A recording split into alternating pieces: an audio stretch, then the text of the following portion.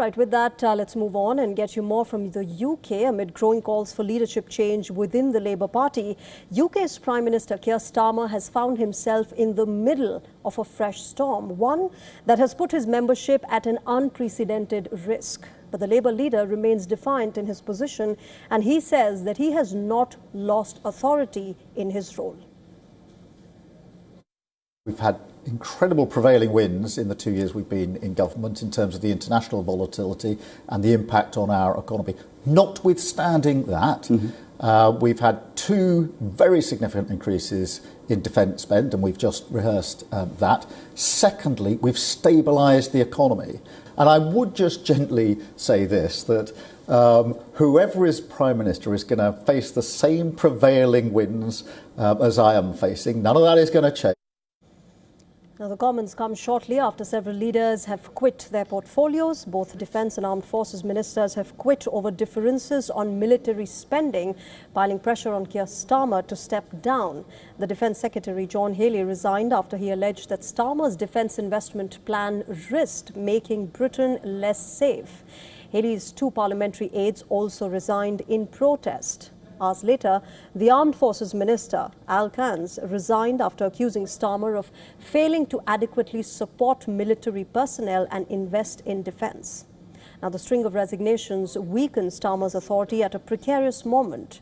The Makerfield by-election is just a week away, which is likely to see the return of Andy Burnham to the Parliament. Burnham, remember, who's currently the Mayor of Greater Manchester, is seen as the strongest candidate to replace Keir Starmer. Amid the volley of criticism, Starmer has named Security Minister Jan Harvis as Healey's replacement. Starmer also replied to Healey in a letter saying that his government has delivered the largest sustained increase in defence spending since the Cold War, and he's committed to keeping Britain secure. The Labour Party, remember, stormed to power in 2024, winning a landslide election centred on fixing British economy and illegal immigration. But since then, a host of issues, including rising cost of living, controversial tax increases, and anger over illegal immigration, have fueled calls within the Labour Party to replace Keir Starmer. The Labour leader has so far persisted, and he's resisted pressure to step down. But with the exit of his two top ministers, it now remains to be seen if and for how long can Starmer continue to stay at 10 Downing Street.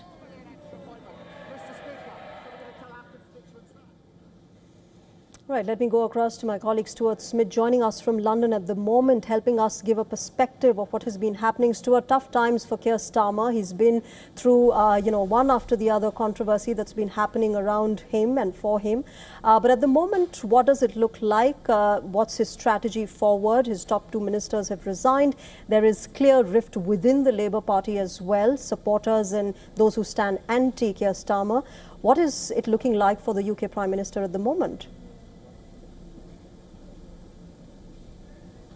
Yeah, well, he's made that clear this afternoon that he's not going anywhere and will stand in any leadership challenge. This is something that's very important, of course, to try to put aside any rumours that Keir Starmer is going to resign of his own volition. And he's consistently said that he would stand up to any challenger rather than resign. So that's the clear thing at this point, though there is this uncertainty, right? If Andy Burnham, the current Mayor of Manchester, wins that by-election in the northwest of the country, then that means there will be a popular challenger who will take on Keir Starmer. So as we have effectively a week to wait until we know the result of that, it's not really clear what's going to happen. Keir Starmer won't go by himself. He'll only potentially be knocked out through a leadership challenge, but that leadership challenge may not even happen if Andy Burnham doesn't win that by-election. So everyone at this point is effectively waiting and seeing what's going to happen with that by-election and any competition. But it's terrible timing for Keir Starmer, specifically on defence, because next week there's going to be a G7 leaders meeting,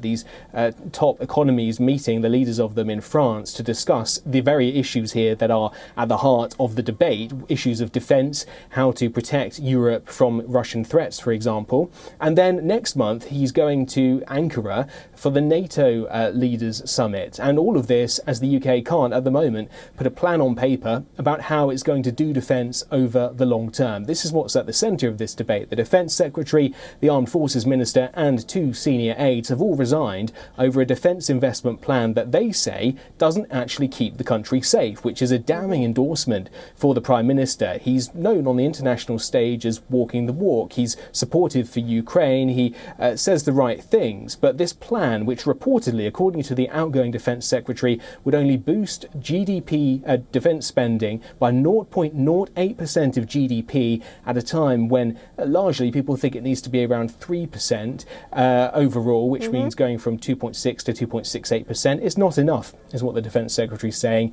Right. And so this really is a problem for the Prime Minister, with, of course, one of the main priorities for any leader being able to convince his constituents that he can keep the country safe. That's right, Stuart. So domestic as well as global pressures really coming in on Keir Starmer. Let's wait and see what happens for him and what his political future holds. Thanks very much for joining us at the moment with the latest.